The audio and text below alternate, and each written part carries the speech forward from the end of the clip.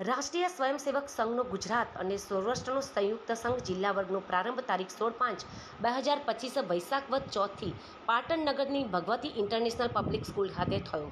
ત્યારે આજરોજ આ વર્ગમાં કુલ 10 વિભાગના 36 જિલ્લાઓમાંથી કુલ 251 શિક્ષાર્થીઓ, કુલ 32 શિક્ષકો દ્વારા સંઘ કાર્ય વિસ્તાર અને દ્રઢીકરણ સાથે આ સંઘ શિક્ષા વર્ગના સાર્વજનિક સમારોહ કાર્યક્રમ નોર્થ ગુજરાત એજ્યુકેશન સોસાયટીના કોલેજ કેમ્પસ ખાતે થયો હતો।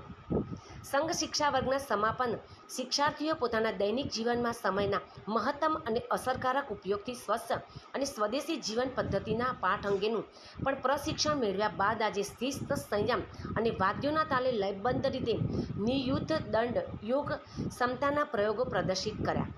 ઘોષ દરમિયાન આનગ, પ્રણવ, જલ્લરી, વંશી, શંખ અને ઘોષ દંડની લયબદ્ધતા આકર્ષણનું કેન્દ્ર રહ્યા।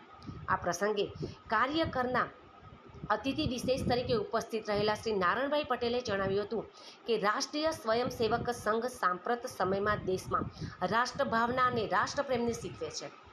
દેશમાં કોઈપણ આપત્તિ વખતે સંઘનો સ્વયંસેવક સમાજ સેવામાં તત્પર જોવા મળે છે। તેમણે ભારતની ઓળખ આપતા જણાવ્યું કે આજે પ્રત્યેક ગામના પાદરે ગામ ગાય બહેનો માટે ખપી જનારા પૂજાય છે, પરંતુ આજે પણ આ ભાવના નેશન ફર્સ્ટના પાઠ સંઘ શીખવી રહ્યું છે, જે પ્રત્યેક સમાજે જોયું। આ પ્રસંગે ગુજરાતના પ્રાંત પ્રચારક શ્રી નિમેશભાઈ પટેલે જણાવ્યું કે આજનો દિવસ અતિ મહત્વનો છે। આજના દિવસે મહારાણી અહલ્યાબાઈ હોલકરનો જન્મદિવસ છે।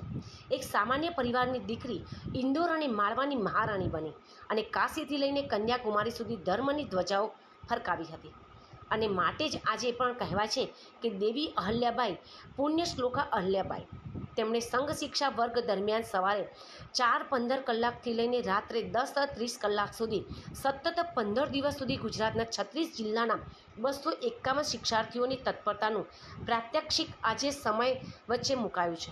ત્યારે પ્રત્યેક કુટુંબ પોતાના બાળકોથી લઈને યુવાનો સૌ કોઈ 1 કલાક શાખા માટે આપશે તો ચોક્કસ નાગરિક કર્તવ્યના પાઠ શીખવશે તેવો આશાવાદ પણ વ્યક્ત કર્યો હતો।